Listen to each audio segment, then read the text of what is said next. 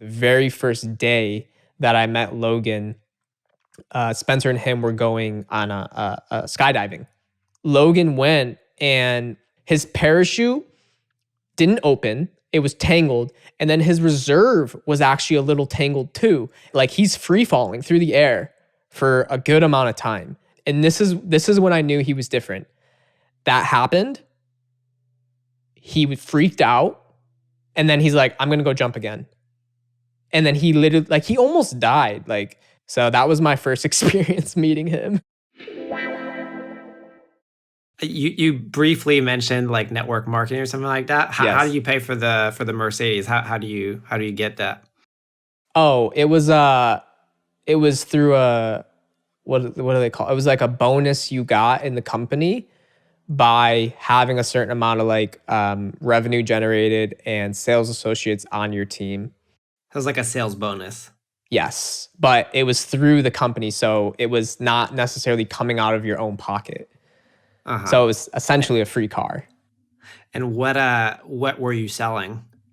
Oh, it was like these healthy supplements and drinks and healthy energy drinks, stuff like that. Do you remember the name of the company? Yeah, it was called Vima. And so do you like you were hiring what did that look like? Just in high school, like how do you get into it? And then what was that hustle like? Oh man, was that the first hustle you had? And yeah, that was that was really my first real hustle. I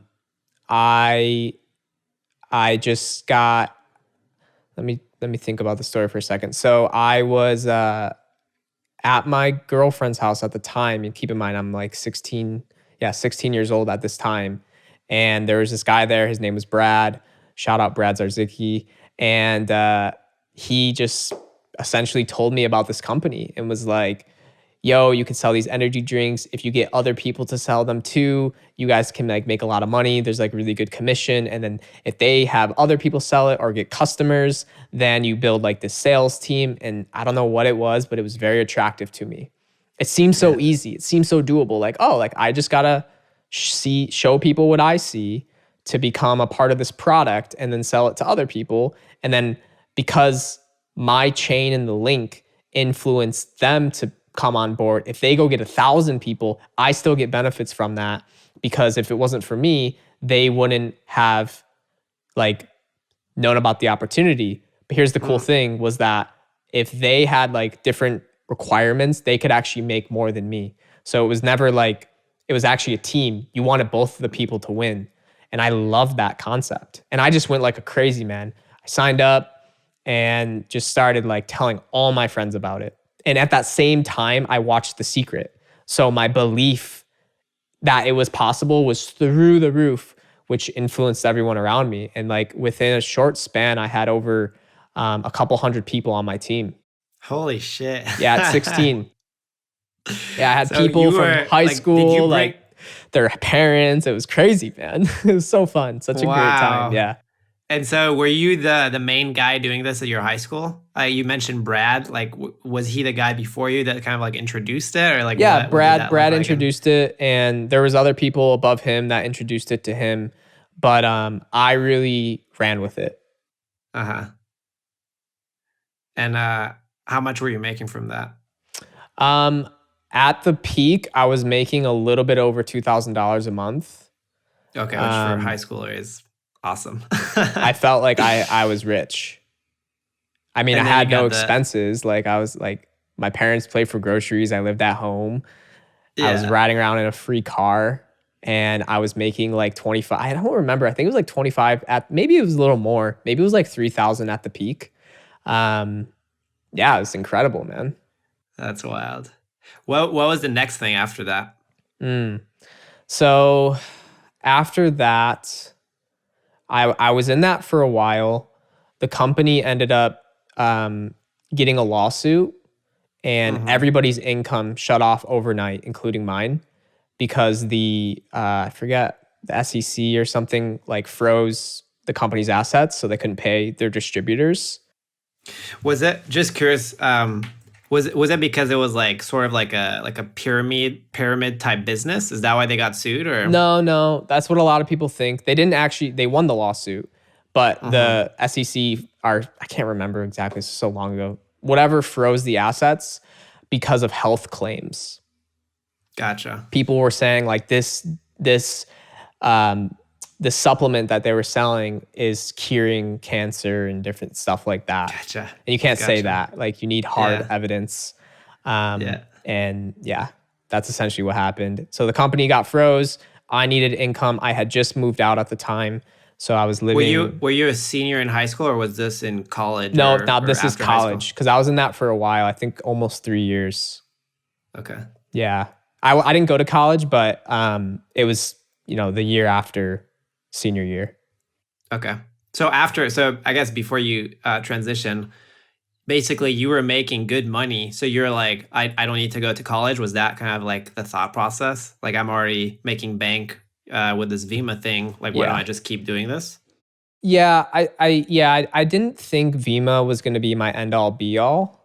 I just knew deep down that I was never good at school. I cheated my way through everything.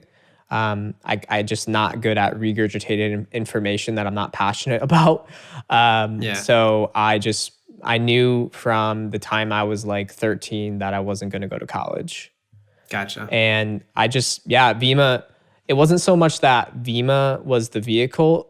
It was more so that through Vima, I got introduced more to different personal development teachers, like Bob Proctor and other like amazing spiritual leaders and just the Jack Canfields of the world and people like that. And I learned that most wildly successful people didn't go to school, didn't go to college. Mm-hmm. Some of the most rich people in the world actually didn't go to college.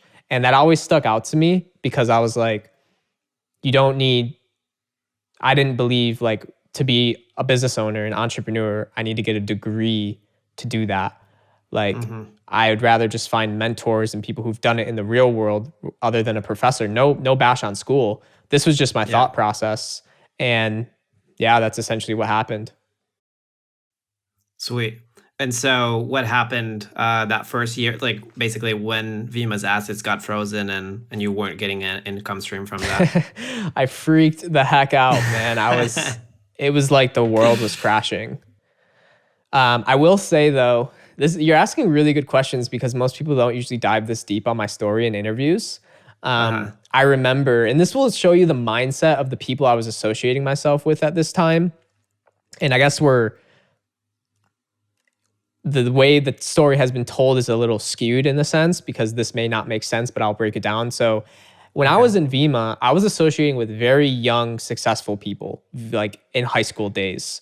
So my like law of association, my friend group, my peer group was super powerful and was inspiring me, which I had said earlier when I moved to LA, that went away, but that's years later. So we're peeling the layers back here.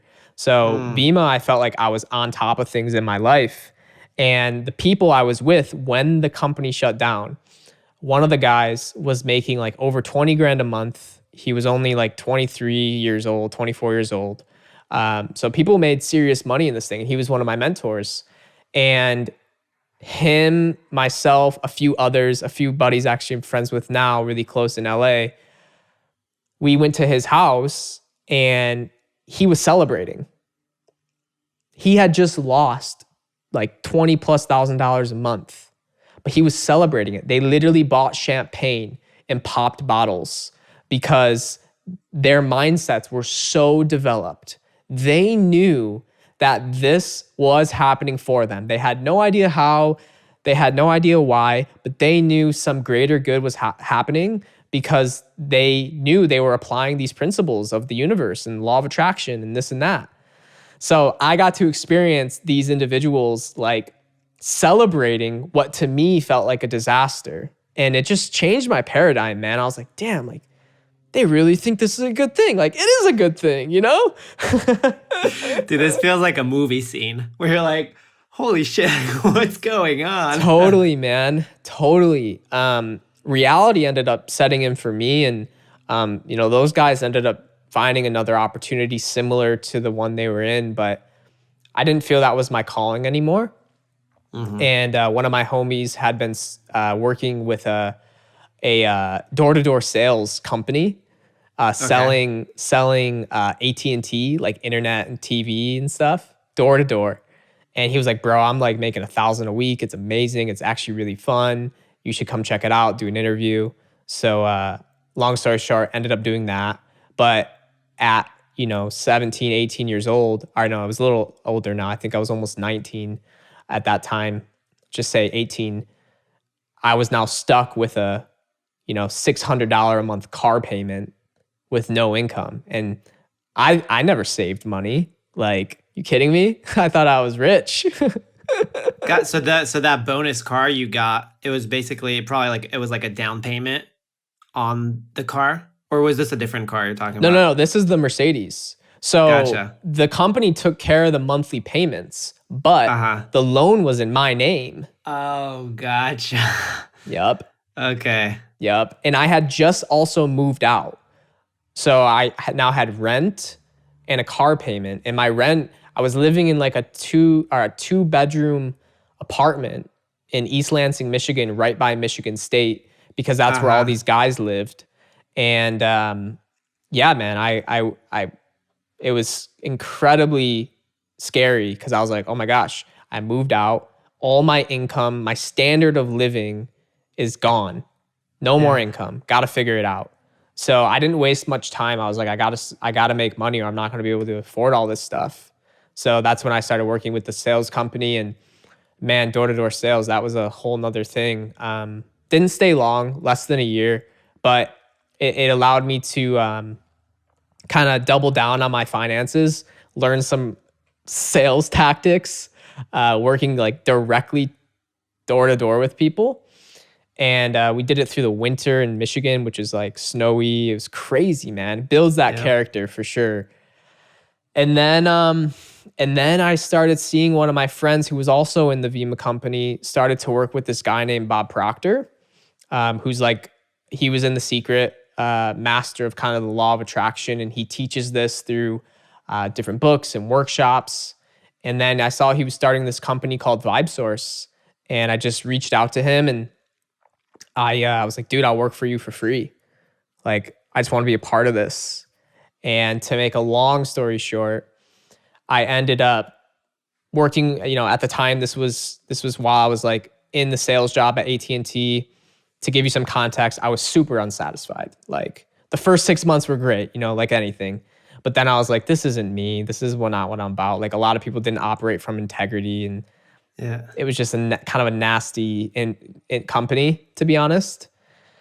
And yeah, I hit up Spencer, and I was just like, dude, like, I don't even remember if it was Spencer or Sean. Those were the two owners.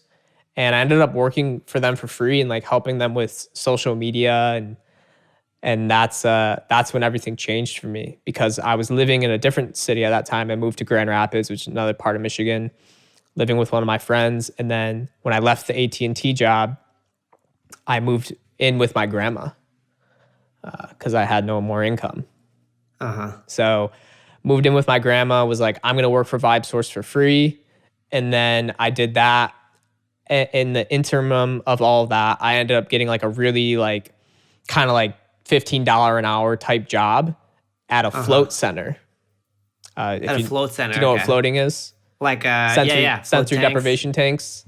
Yeah. Yep. So I did that and worked for VibeSource for free and just started to build the skill set, which I now use in my everyday life for social media. So you mentioned, first of all, Bob Proctor. Was he affiliated at all with Vibe? Because you mentioned like you kind of encountered him through that, or was that just because you were getting more into personal development yourself?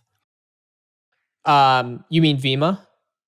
Yeah, Yeah. Vima. Yeah, my bad. Yeah. His wife was a distributor in the company. Okay. So at their seminars, like they had conferences, he would teach, a segment on, like, he would come at their conferences and teach about the law of attraction and essentially be like a resource to inspire the people like me in the company to be better, learn more skill sets, use their mind, and create circumstances. So yeah, that's how I originally met him and Yeah. learned from him, read his books. It started there. But then when Vimo went under, my homie Spencer started working directly for him and like doing Gotcha. his social media and stuff like that. And how like was Spencer also kind of like a high earner within Vima? No, Was he like one of those? No. no, he was just he actually worked on like helping people in the company tell their stories through videography. So he was like a really talented filmer and stuff. So they like he worked on like the different people's like YouTube channels, like the guy Luke I was telling you about, who was Mm-hmm. making like $20,000+. Like he would help him make content and different people inside of the company like that. And that's where it all when it went under, he transitioned and he might have even done it before. I don't know his story to be honest, but he transitioned to working directly with Bob Proctor and like helping Bob Proctor with his social media and different things like that. And what did you meet Spencer and Sean? Did you meet them at one of these kind of like seminars for Vima or? So Spencer went to Michigan State. Mhm. We met in passing a handful of different times at these different conferences, as well as he was just friends with that same group of people. Gotcha. Okay, Yeah, cool. That's very cool. I mean, it makes so much sense that like a company like that, like where it's like a bunch of like-minded entrepreneurial people, young. just like Yeah. yields so many opportunities. Oh man, almost And everybody who was in that company who I keep in tabs with through like Facebook and Instagram, some of them are wildly successful, like yeah, wildly, like worth hundreds of millions of dollars. Some of them how did you just? So you guys were you were buddy with Spencer when you reached out and Sean. associates, we weren't close Okay. homies, but we knew each Yeah. other. All right. And so you start working with this company that they start Vibe Vibe source, Source. yes. What was that like? Like you were working for free. Where were the couple like first couple weeks like? I mean, it must have been super exciting for you because you were big big fan of Bob Proctor. It seems like right, and you're like now you get to kind of work and helping them further their mission, right? So what was that like? Man, like it was amazing. I wasn't like a lot of people I think would not see it as face value because I wasn't making any money. But to me, I was Mm-hmm. like, this is going to turn into something. And I was Mm-hmm. so willing to learn and I was so excited to be a part of like something bigger. Um, and it felt like for me, I was back on track because like the sales job with AT&T, it just wasn't me. I did that out of like just kind of need of like I need to make money. Mm-hmm. And this felt more aligned with what I really wanted to do, which was to spread positive messages. Vibe Source, it stands for visualize. It's a VYBE, visualize yourself better Mm-hmm. every day. And yeah, it was really awesome. They were like really good at creating social media content. Their page was fire. Like it was super small, like 60,000 or 50,000, maybe less, 40,000 followers at the time. Now they have over a million. But yeah, I don't necessarily know if I remember the first 2 weeks exactly, but all I know is I was super stoked to be a part of it. What did they so you're kind of like an intern, right? It seems like in the Totally. Yes, beginning. exactly. Um what were your responsibilities? A lot of times like you come in kind of as like the hustler, so you kind of take on like whatever comes up, right? That's What was that for exactly you? it. Yeah, I was doing anything and everything, man. Like responding to customer service emails, like just anything I could get my hands on. To fast forward to make the story a little bit more interesting, I ended up getting really close with Spencer, who his main thing was filming, editing, but I actually started learning how because I really felt called to learn videography. Just I Mhm. saw it as a tool I could use later in life maybe. I don't fully know what the mindset was, but I was very drawn to it and he was like amazing at it.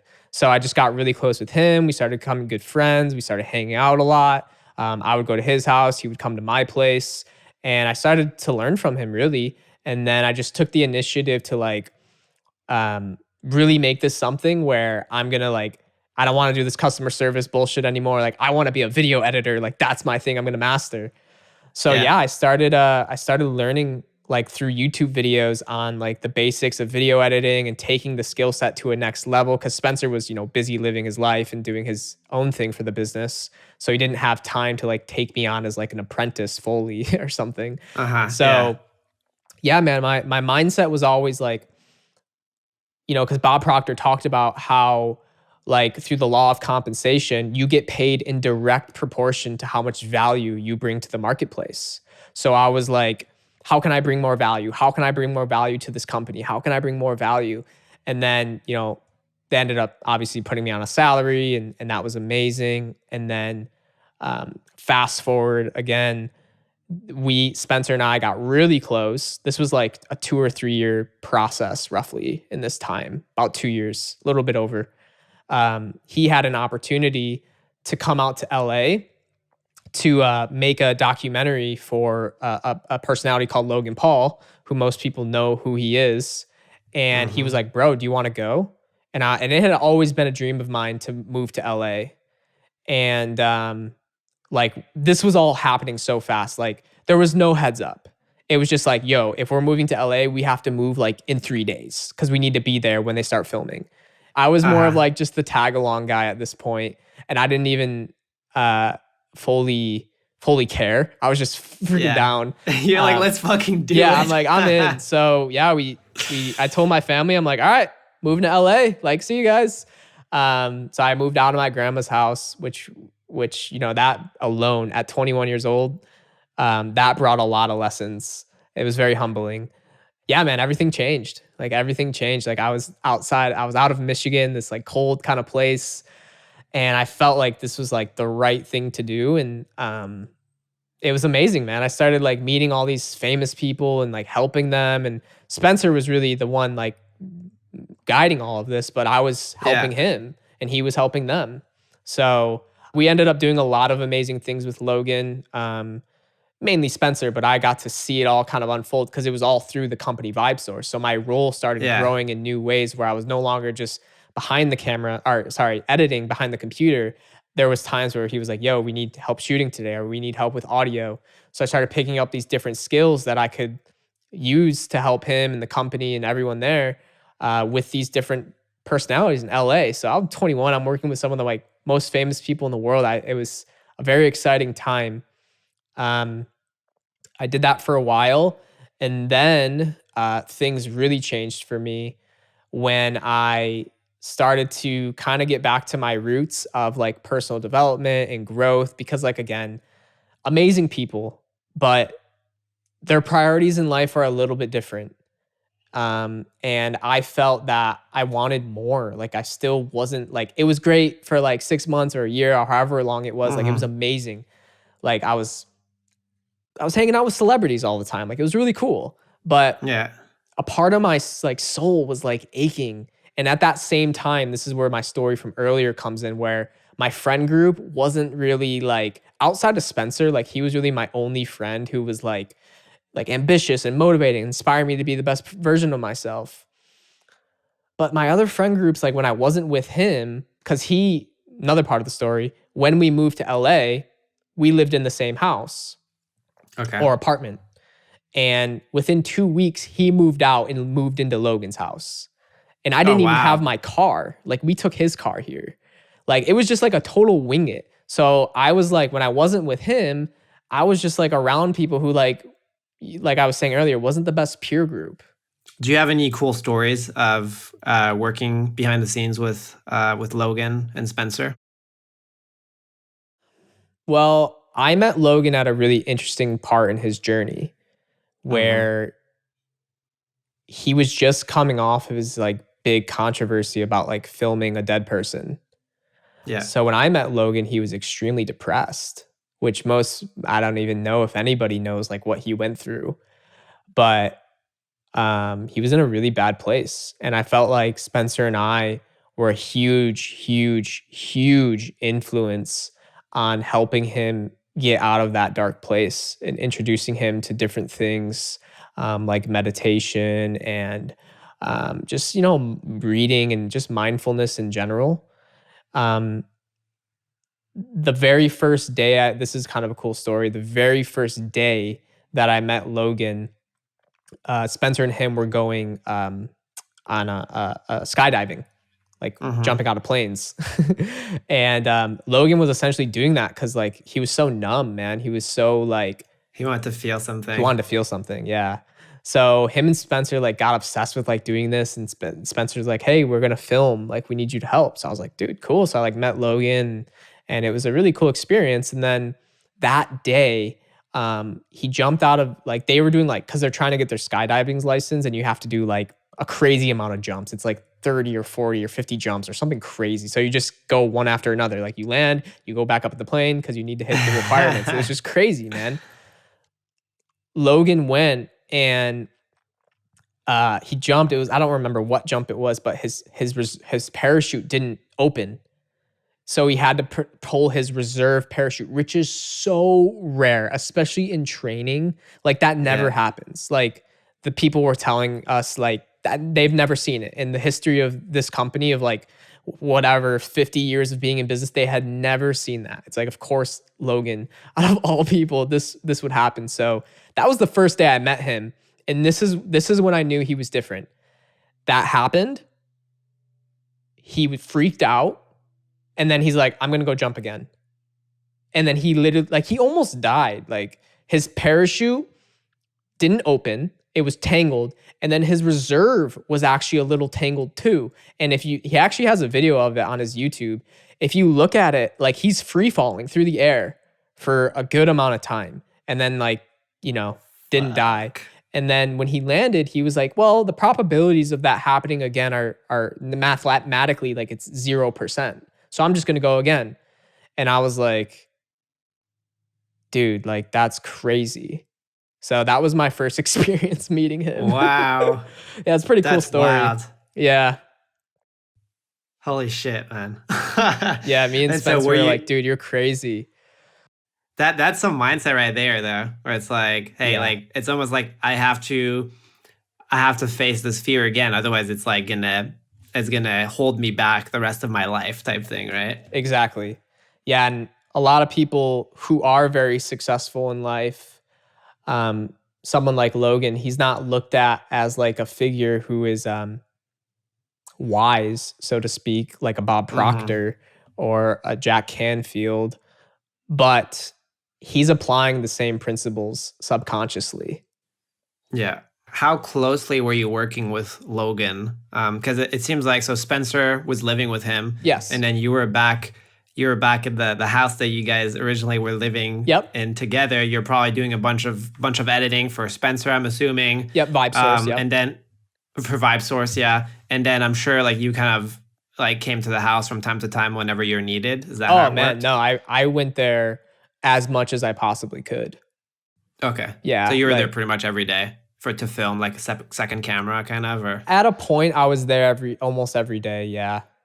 And they might not even have been there, but like I was just going there just to like not be alone in my apartment, to be honest, cuz I kind of went through a dark time where I was like super lonely. Like I just, when you move to a new yeah. city, it's like it went through that like weird transition. So I tried to be around them as much as possible. And we also like Spencer and I, we were working on the same business with each other. So it was like it was just good to like work around somebody else. So So you're yeah, working from the house pretty much. for the most part, yeah. Gotcha. Probably for like a good like 5-6 month period.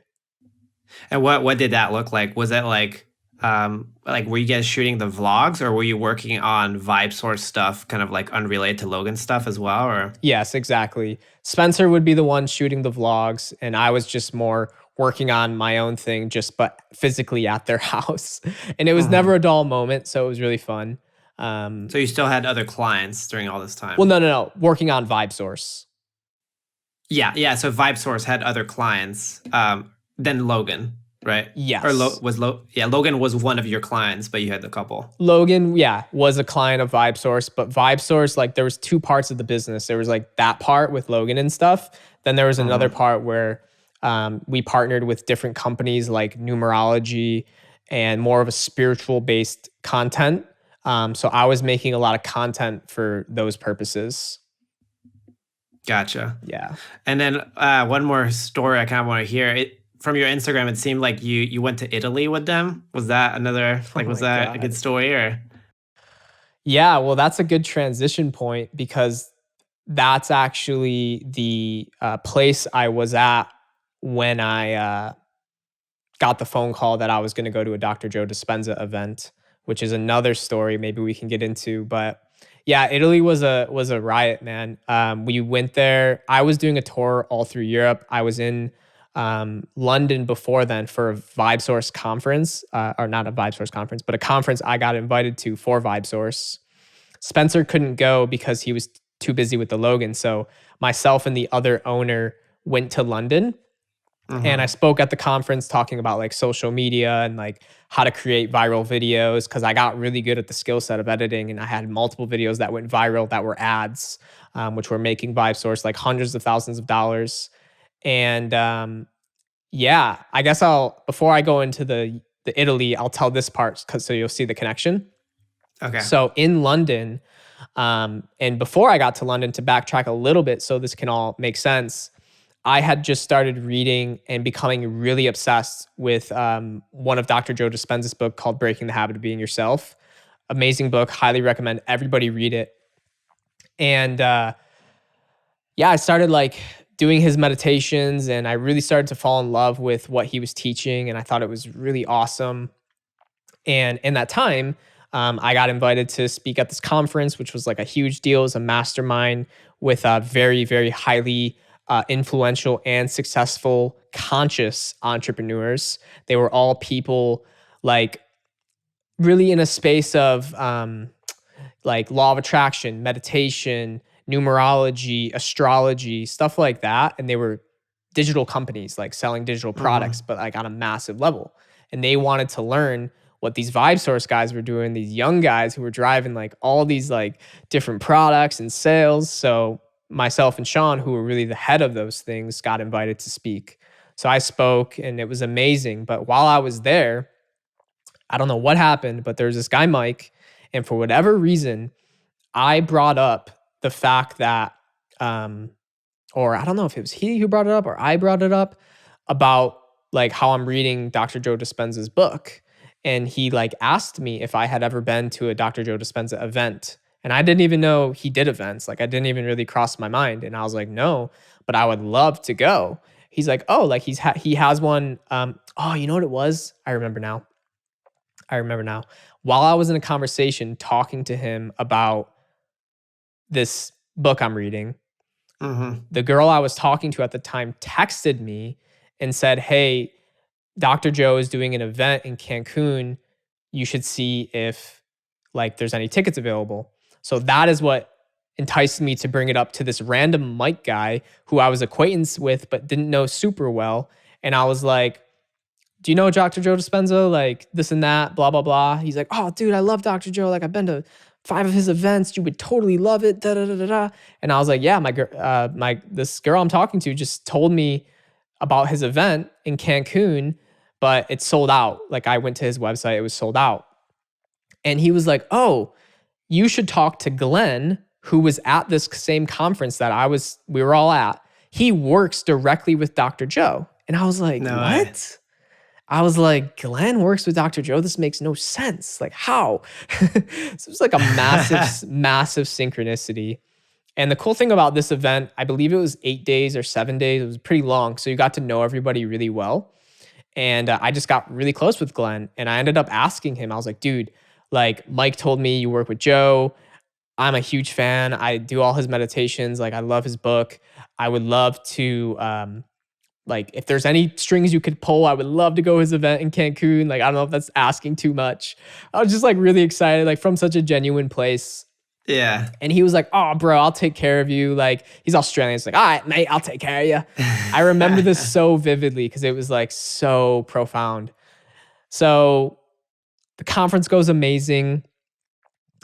At that same time, Spencer was training for an Ironman, and it was in Italy where he was going to do the Ironman himself. Well, I was already in Okay. London, so I was like, why would I go back home?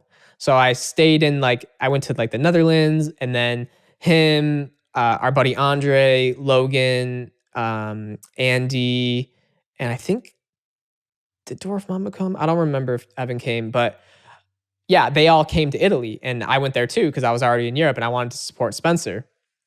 So this is where the story kind of ties in. And this was probably like 2 or 3 weeks after the London conference I went to and where I met Glenn. Okay. And one more point about that story is he just said he'll take care of me. I didn't really fully know what that meant.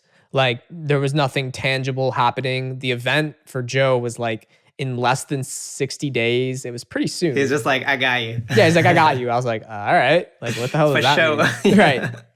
So fast forward, I'm in Italy. Spencer's doing his thing.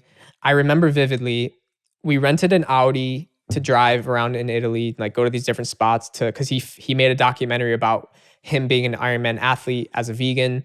And I remember this. I'll probably remember this till the day I die because it was such a big manifestation. I get a call. I'm in Italy, driving down the highway with my boys, get a call from Glenn. And it was funny because when he gave me his phone number, he put a picture of himself in my phone. So like his face, like it just totally threw me off. I was like, That's Glenn's so calling good. me. I was like, oh shit. He probably has That's some a good news. trick. Yeah. Yeah. And I answer and I'll never forget this. He was like, do you want the good news or do you want the effing great news? And I was like, dude, lay it on me. He's like, well, we got you a free event ticket. And keep in mind, this is like a $2,000 ticket to the Joe Wow. event.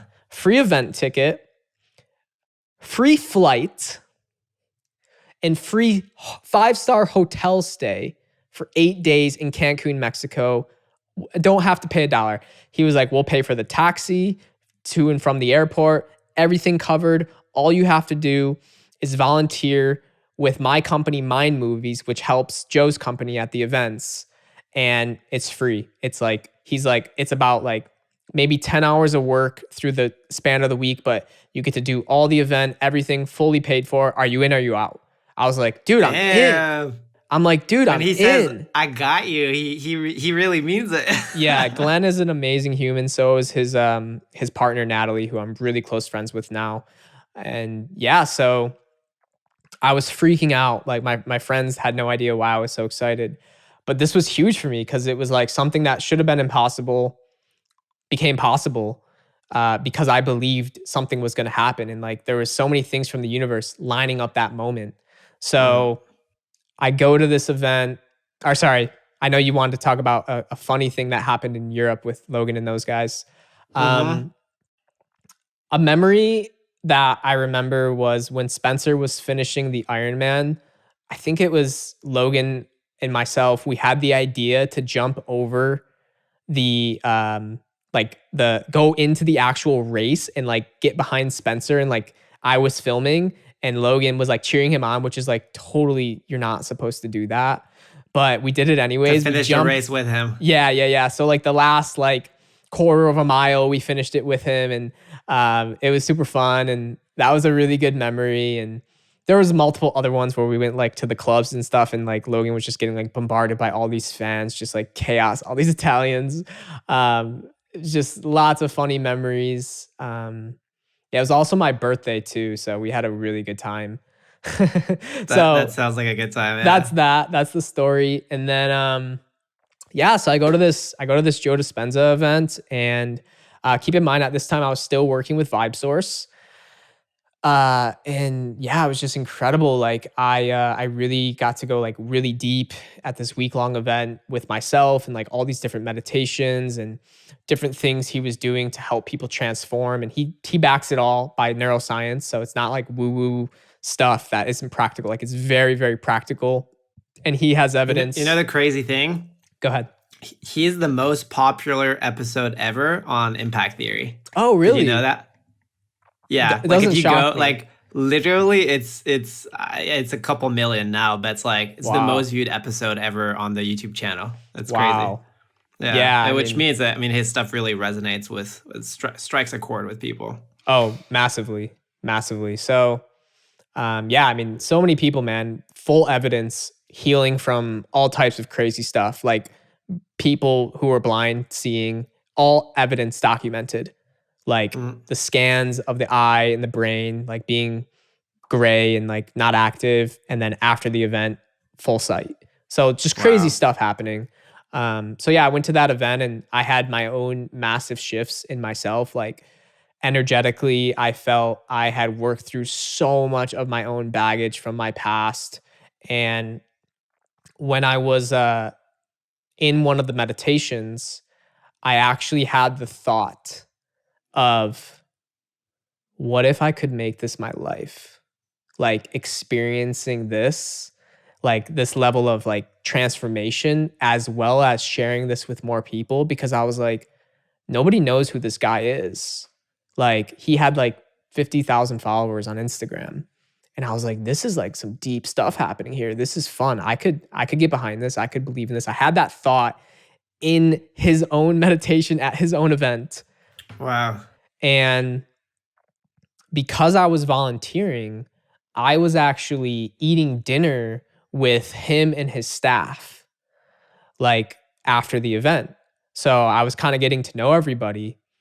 And yeah, man, I just had that thought of like, what if that is possible? And I was like, it is possible. And a big part of like his work is manifestation and like being a creator and like creating your reality. And yeah, man. So what happened was, I was supposed to leave that event Sunday at like 1 o'clock, which is like right when the event ends. But one of the people I met said like, no, you have to stay Sunday evening, because that's when like the fun comes out. That's when everybody like kind of lets go. The event's over. Like everyone just like, they're laid back. They have some wine. Everyone has fun. And I was like, man, like I gotta get back to work. Like 7, 8 days not working on Vibe Source stuff. I was like, that's just like, I turned my phone off too. First time I had ever done that in my life. Spencer and Sean were cool with me doing that. And yeah, I was just like, I don't know. But then that morning, Sunday morning, I just had this feeling of like, you have to stay. It was like an intuitive feeling, like you have to stay. So I emailed the travel agent. I was like, I don't care what it costs, whatever it is, boom, make me stay. And then I went into the meditation, and then I came back, and like she emailed me back and she was like, you're all good. You're leaving Monday. So here's where it gets interesting. That night, we're at dinner. It's the last night. Everyone's kind of loose, having fun. And I just get this thought of like, I need to go pitch him. Like I need to go tell him I can blow him up. And I And did. at this point, you're working for Vibe Source. You Still don't working have for Vibe like Source at your this own time. company or agency on the side. Nope, not yet. And I had done what I did for him, and later on when the story comes full circle, for other people through Vibe Source, names I can't really name unfortunately, but I knew the skill sets. I had all the skill sets. I did it for multiple people. So you're trained to kind of like pitch already around this area of expertise. Like, well, I was never really involved in the sales process. I was more involved in the creator role. Spencer and Sean usually took care of that stuff, and I was more of like the creative guy, getting all the views and whatnot. So were you doing specifically, was it social media stuff before? Yeah, full blown social media stuff, editing, so clips and stuff, all that stuff. Yeah. Okay. I was really good at creating like viral videos and all that good stuff. So yeah, so I just go right up to him and I just pitched him, and I was like, man, I had such a transformative week. I would love to be a part of what you're doing, and I know I can massively help you and communicate to a new audience. And he loved it. He loved my passion, and the rest was history. Started working. What was the pitch like? Like, were you like, I have this track record, I've done this for other people, like what did that look like? I was so caught up in the moment, I don't fully remember. But I was like, I said something along those lines of like, yeah, I this is what I do. I'm really good at social media. I have the skill set. Like me and my friends, we blow up spiritual leaders, essentially, something along the lines of what I said. And yeah, and that was it. And he was like, go talk to this person, which was like his right-hand person. And I told her what was going on, and that was it. And they said they'll contact me. So I came home back to LA, and I'm just like totally blown away at what I just created. Nothing was set in stone though. Like it wasn't like, yeah, for sure, like signed contract. Like, no, not yet. Yeah. And I came home and I just started like having kind of like a change of heart for stuff with Vibe Source. And I kind of got in like a little bit of a argument with those guys, Spencer and Sean, and we're close homies today. This is all behind us now, so I'm okay to Mm-hmm. talk about it. But yeah, we just had like a falling out where I was just like, I don't want to just be a video editor anymore. Like I'm so much more than that. But the company really needed someone on that like full time. So I ended Yeah. up quitting. Like that same day I got home. No Wow. plan, nothing. I quit. Done. And keep in mind, like income gone, like not much saved in LA, but I knew the thing with Joe would go through. I just knew it. You had a gut feeling, I yeah. just knew it in my heart, man. I just knew it in every part and ounce of my being. So for 3 weeks, I had nothing to do. Like there was nothing for me to do, like in the sense of work. So I just meditated. I kept tuning into the possibility of working with Joe Dispenza, and then it all happened. And then they finally contacted me, and yeah, it was a great ride. Wow. That's crazy, man. Yeah, it's a wild story, top to bottom. That's so wild. Yeah. And I mean, so how was that like starting your own agency? Like those 3 weeks, right? Then you have your first client, which is like significant client, right? To start off with. Like what was it like just starting that agency and growing it? Well, it wasn't anything I hadn't done before, so it Mm-hmm. didn't feel too foreign. Like I was fully confident in all my abilities. And like I said, I had the track record through Vibe Source. I knew how to do it. It wasn't Mm-hmm. like I was just winging it with this big fish, you know? But now you're having to like start your own business entity, like do Mhm, more of the relational work. It seems mhm. like, right? Yeah, yeah, And yeah. it's kind of there is like a different skill set. It seems like that you still have to kind of like stretch into, right? Yeah, I had to really hone in on communicating with like different influencers, which is how I grow spiritual leaders through my company now. Is we have like a massive like group of influencers in the spiritual Mm-hmm. space that we pump their content through. And I never really fully was in on those conversations with Vibe Source, but a lot of those people just were also kind of like some of my close homies who had these big pages. So that was kind of like a learning curve for me. But man, I was so high on like the fact of like I'm doing this by myself and like my income jumped significantly, like, you know, really much higher than it was. And um I was just like, I'm so confident. I was just like nothing was gonna be a hiccup in the road or a fork in the road. But it is funny because I was so high that I actually didn't even have an LLC before I had him. Yeah, I was just my mind wasn't there. Like Yeah. I was creation mode, man, and I had to like Yeah. scurry and like get my LLC set up, and it was hilarious. Yeah. And Yes. then what was like how long did it take until you started reaching out to new clients? That's another leap, right? Yeah, it's interesting because I didn't reach out to anybody. People started reaching out to me.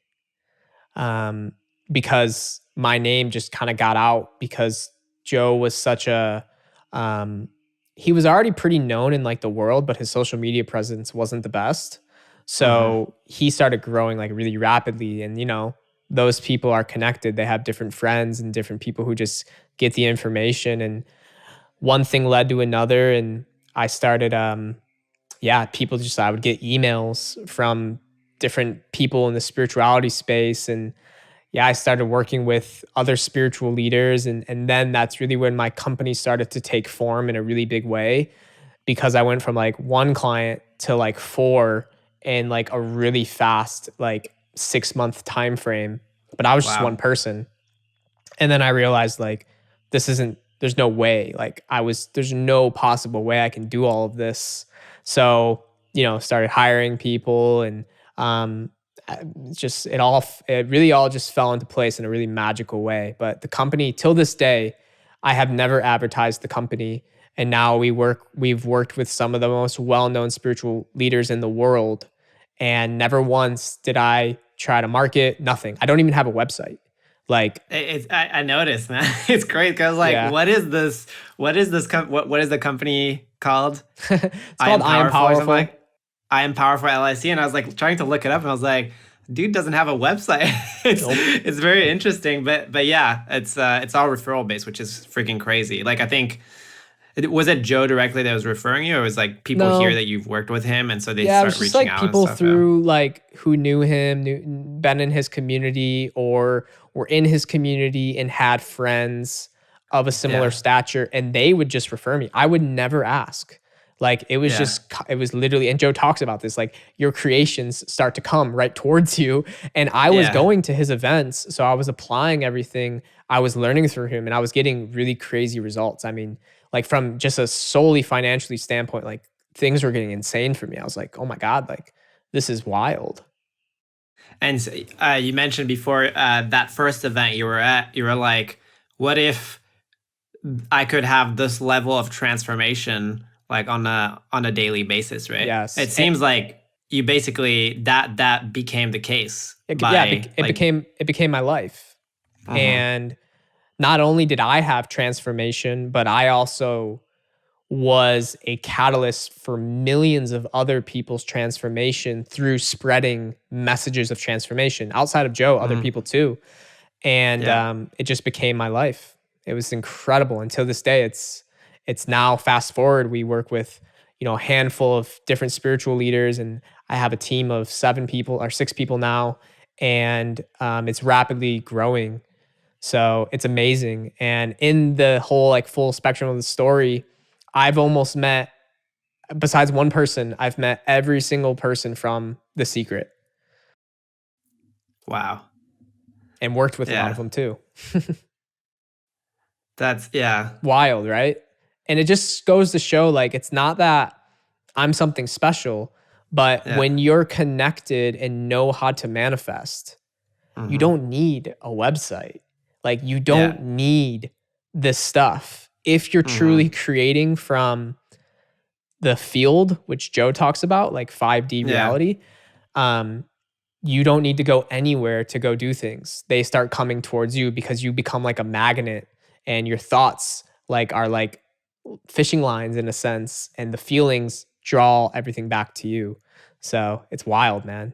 So it's all this It's happened by design in my mind, my soul. Like it was all intentional.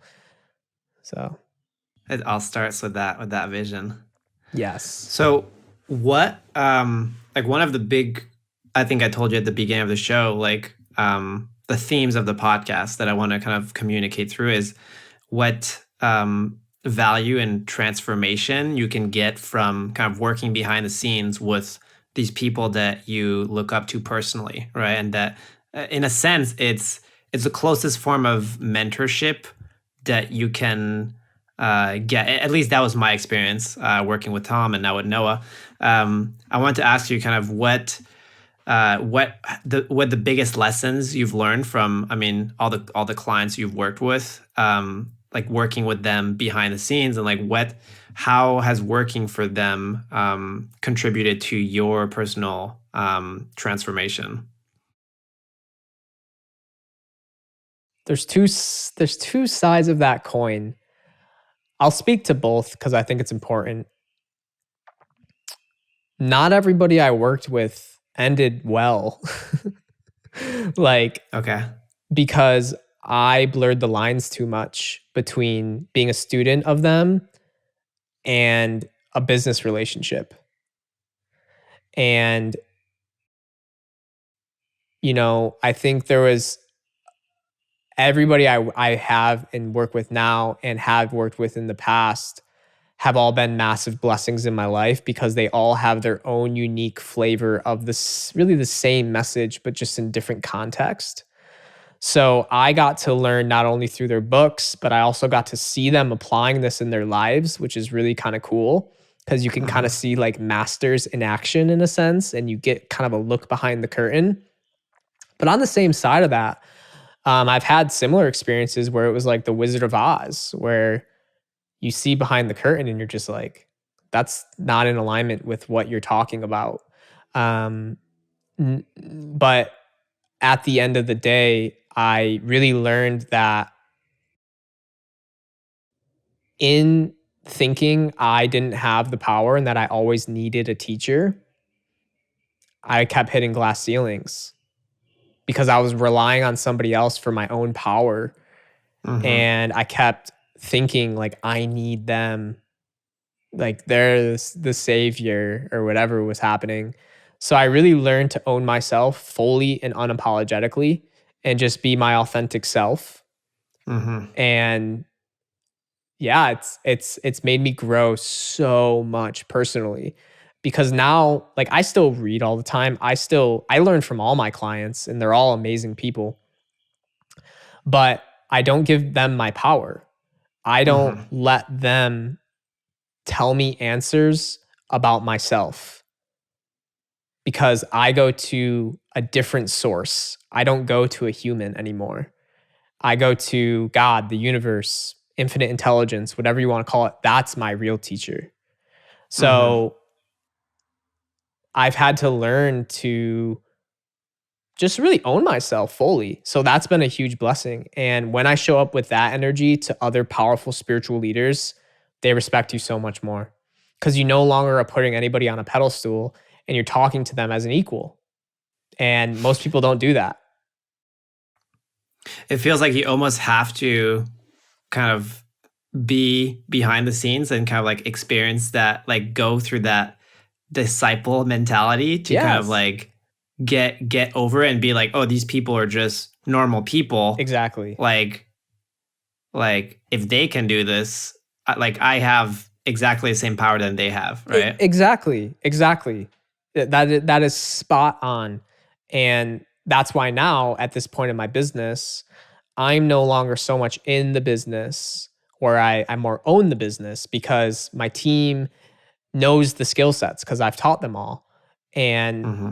they go at it. And now with my time, I really focus on building my own thing, building my own brand, sharing my podcast, my message, breath work now, because another part of the story, my girlfriend and I now teach breath work to people.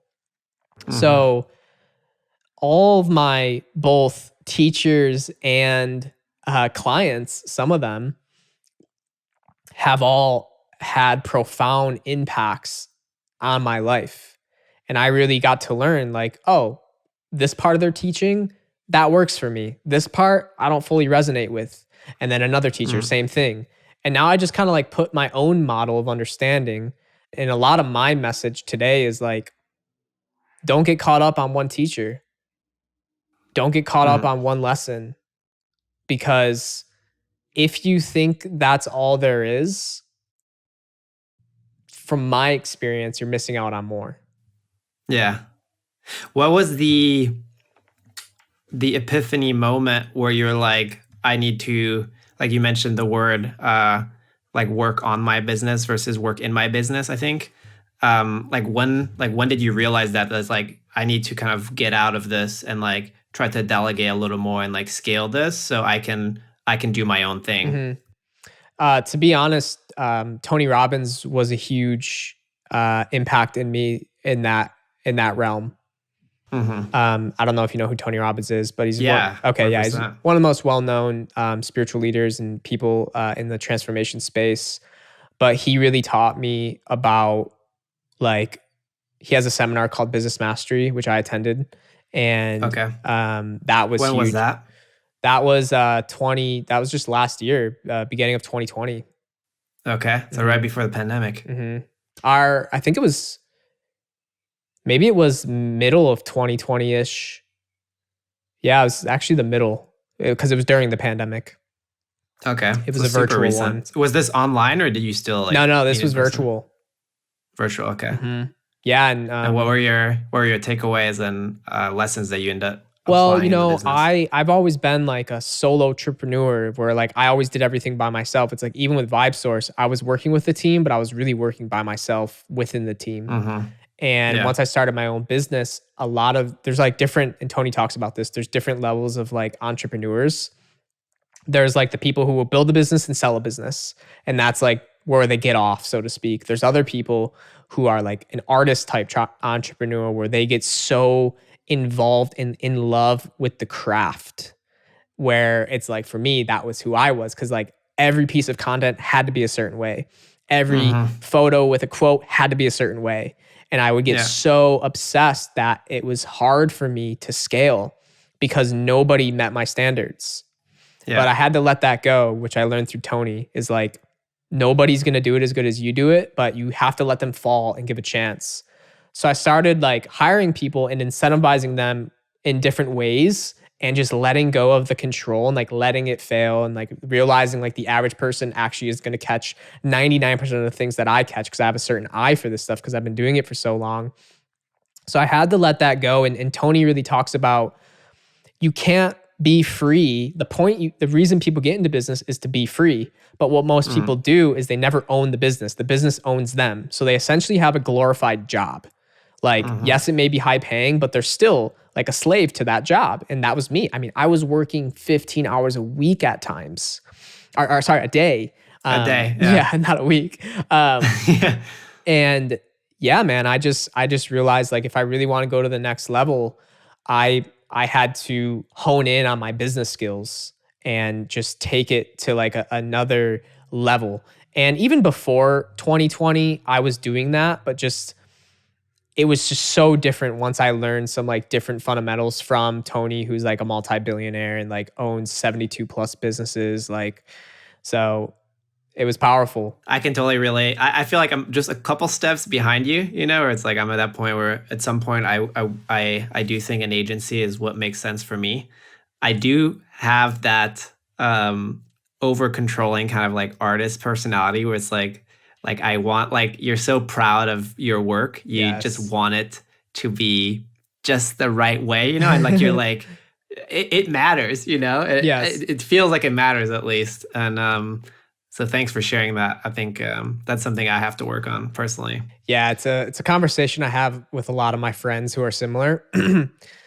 It's you don't want to be the bottleneck for your own business. Like, dude, it's so, first of all, it's so stressful, like so stressful, but your like intensity shouldn't like be a burden, but it should actually be a gift to set a standard for your company culture, which is like what it's done for me. Like everybody on my team, it's like they're reflections of me where like in the beginning they weren't as like meticulous, but now because I let them fail and then I told them like, hey, this is what I would have done.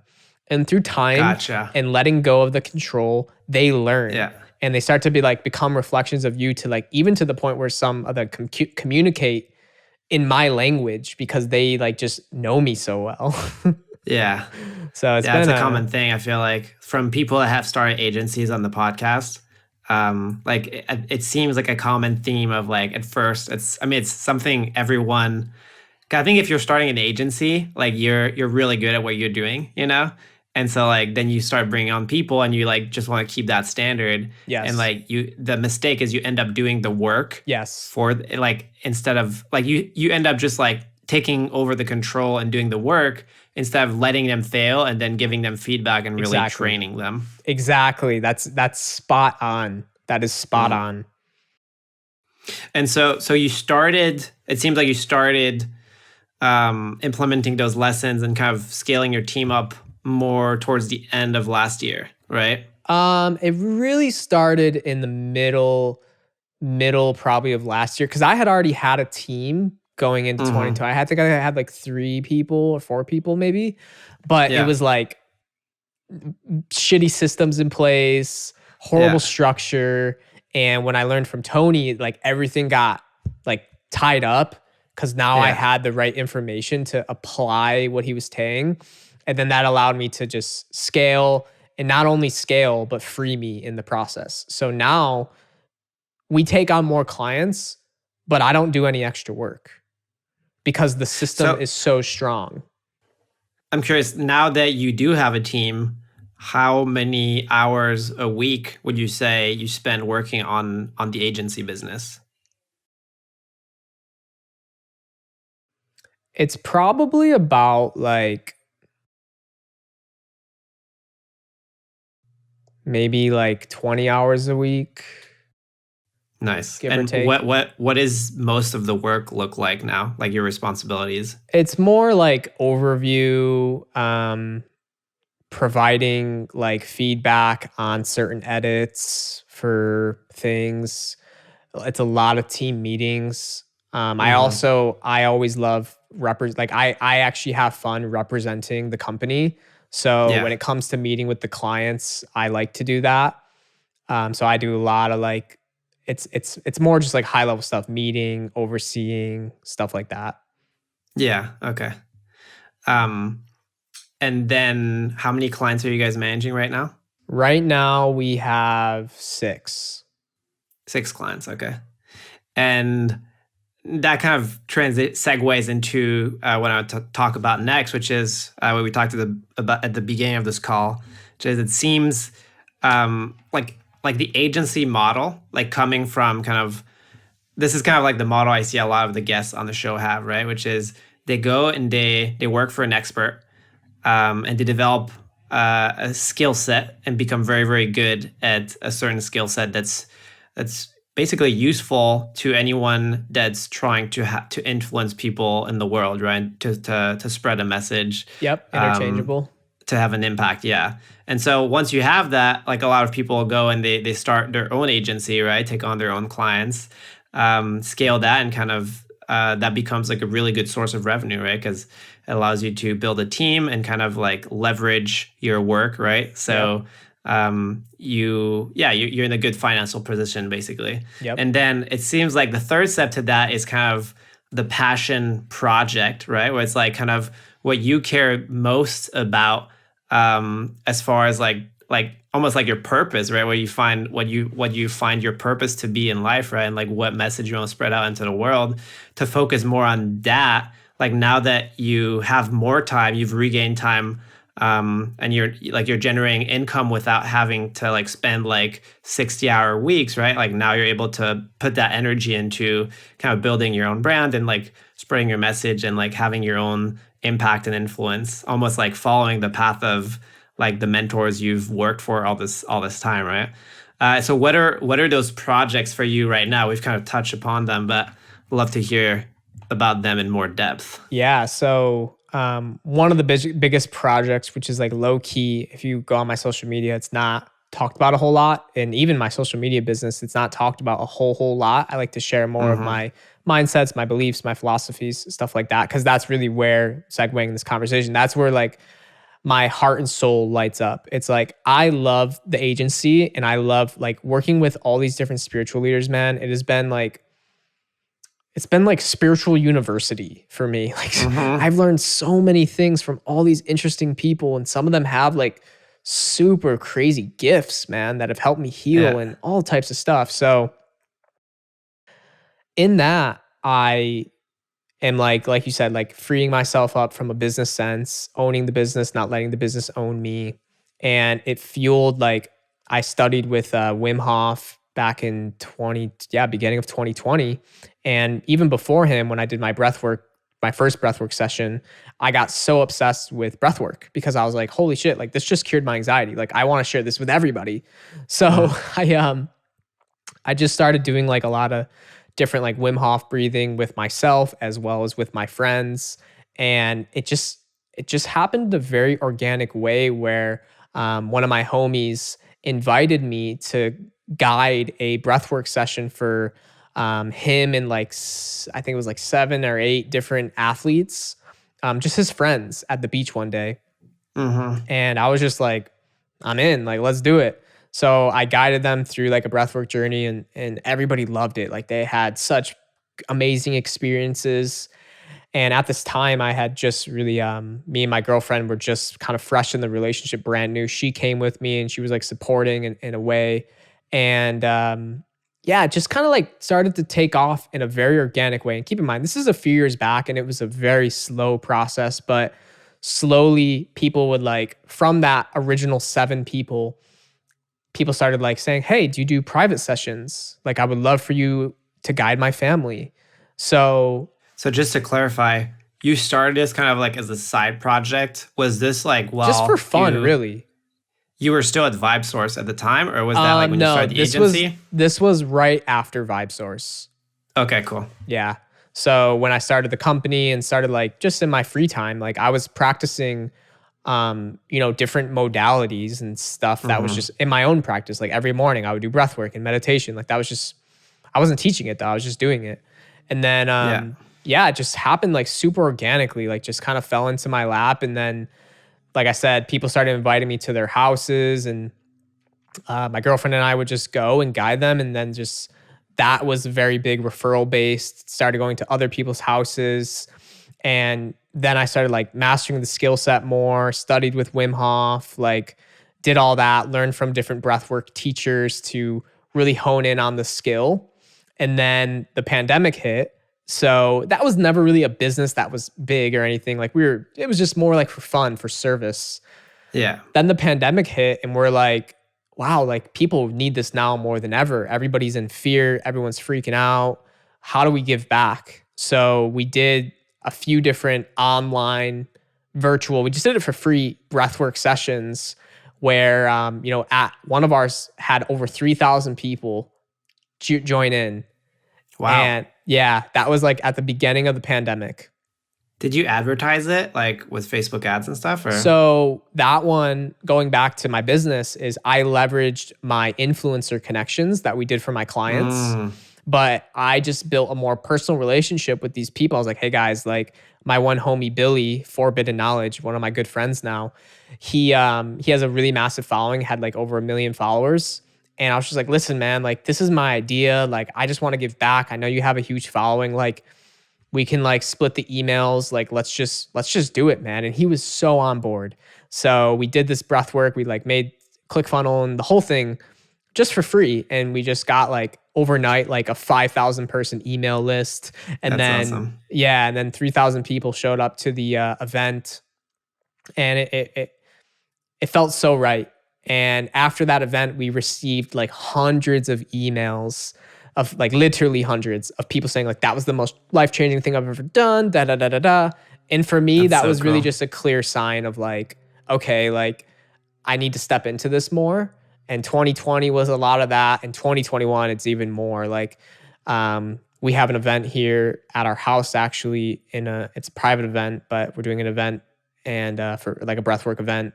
So it's really grown in a very very organic, fun way. We're now getting into more of the paid advertisements, and we're going to start doing a lot of online workshops. And we've done multiple since that first free one, but now it's paid, and we have the proof and concept. And it's our service, man. We give back, we help people heal, and we really share what we've learned along this journey. And for me, a big pillar, like we've talked about today, is the healing the anxiety.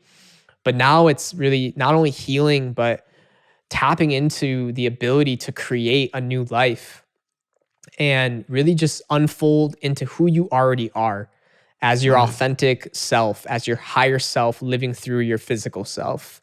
And that's what I'm all totally passionate about, is helping people get to that place energetically. Because when you get there, you're like a light and you light everyone else around you. You don't got to do anything, but you got to be something. Like it's an energy. People can feel it. It's a passion. It's the way you show up. So yeah, that's one big one. Another one is just growing my own brand too through the podcast. So my podcast is kind of low key right now. I think it's 5 or 6 episodes personally, but I've already interviewed like so many amazing leaders who are very well known. I'm not going to say any names because it's a secret, but Gotcha. who are going to be kind of announced on, through the podcast, and they've come to my home or I've went to their home. It's video format, and I'm really looking forward to that because similar to you, you're a really good interviewer, and I never Thank you. realized how much I actually enjoy interviewing people and like pulling out their wisdom, because everyone's got a message to share, and I want to help highlight that and just also become friends with more people through this way. It's really fun. Yeah. So Yeah. yeah, that's another passion project, and I'm helping my girlfriend do the same. She helps me with breath work, and out of all the spiritual leaders I've worked with, she's by far the most profound leader I've ever met. But she's Wow. not like well known and famous. She actually Yeah. didn't even have Instagram when I first met her. But she is a real mystic in life. But So she was already in the space. she was, but she wasn't. She doesn't do this for a Okay. living. But She's kind of like an intuitive, I guess. yeah, she Is that has is the that what you're gift. saying? She has the gift for sure. Yeah. So we do breath work together, and That's awesome, dude. it's very profound. Yeah, it's helped us on many levels, personally in our relationship, and it's really Man. fun to have a service oriented business with your partner because it challenges you in ways that I never been challenged before because she's very like old school in her upbringing, and she's not Mhm. gonna let me be someone I'm not on a camera, in an interview, at an event, if I'm not living that truth. And she holds me to that standard, and I hold her to that standard too. And it's helped us both evolve in such a beautiful way. That's beautiful, man. It makes Yeah. me think of kind of Tom and Lisa. How Actually, they've Irina loves their podcast, the really the couples theory. relationship theory. Yeah, she's actually had me tune in to a few of their episodes, and they're very open and transparent about their relationship, and man, it's Yeah. so helpful. Yeah. Most people don't open up like that. It's vulnerable, you know?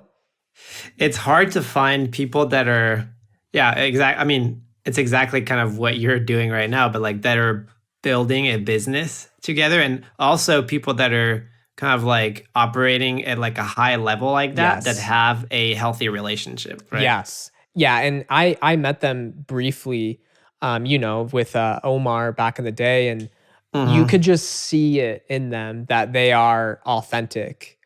Yeah. And Irina and I definitely see us doing like a podcast in the future and sharing more of that. A lot of like we have a community of like a couple hundred people who are do weekly coaching calls with us and breathwork calls every month, and it's just a monthly subscription they pay for, and we both share both. We coach, but we also do breathwork. So people see it offline, like if they're inside of our like community, but the public doesn't really see it much. So we're in this year we're really gonna drive that home because she's an entertainment banker. She manages $500 million at a bank. Um, Wow. so she's mega legit in real life. And now I'm here to help her bring her, gifts forward. Not all me. This is all her own decisions, but because I have that skill set, I'm really excited to bring our relationship and her forward as well in a new light to the public's eye. So And if someone listening is interested in kind of like joining that mailing list or learning more about what you guys do for breath work, where Mhm. can they sign up or find Yeah. out more about that? So my website or our website right now is under construction, but if they just Okay. follow me on Instagram, Anton Wisbiski, AntonWisbiski, and just shoot me a DM, I can share everything with them. Very cool. And last question, since it seems like you dream big, I'm curious, like what's the vision for this breathwork business, for the podcast, and just for your life in general? What's like the 10-20 year plan? So I don't operate off plans because I have Mm-hmm. learned that we cannot predict how the universe is going to unfold to our vision.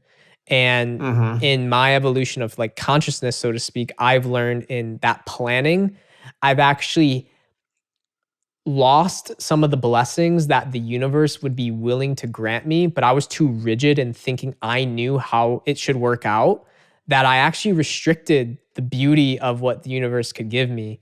And when I just let go of that, and instead I had the vision of what's possible, the unfolding doesn't matter, just the end goal. I have learned that the universe actually blesses you with things that really your heart desires more and not just your ego. Mm. So for with that said, I really am excited about just sharing, continuing to grow the agency. That's something that's going to be there, I think, for a very long time, if not forever, because I Yeah. have such intimate relationships with all my clients, and we do such a great job, and they get amazing results. I mean, it doesn't make sense to get rid of us. So that is like a system that's going to run itself, I think, for a long time. For me personally, as well as Irina, I see us growing very massively into like personalities that help people heal, help people break through. Like we call it interconnected breath work because it's not one technique. I've learned from like 5 separate breathwork teachers. And again, similar to my social media business, I've taken what works, what doesn't work, and I've meshed it and experimented it. And now I share that with other people. So I really see us growing this to, reaching millions of hearts and souls all across the world, doing events. That's really both her and I, our focus. We want to do in-person events because we've done a few small ones, but pandemic, obviously you can't. And we're going to have like full scale personal brands where it's, we're essentially doing what I do for clients, but for ourselves. And yeah, man, I see it being like our lifelong mission where we're just impacting so many hearts and souls and helping people free themselves from the chains and re-experiencing who they truly are on a massive scale. And I think with my skill set, along with my abilities to help people heal through my experience, I see it unfolding very quickly. So we're very excited. There you have it. I hope you got something out of this interview. I'm really trying to make this as valuable as possible to you. So if you have any feedback on how I can make this better, or if you have any questions for me personally, I'll get back to you. Reach out to me on Instagram. My handle is @JeremyJohnMary. You can also comment if you're watching on YouTube. You can just comment below. All right. Thanks for listening and have an epic week.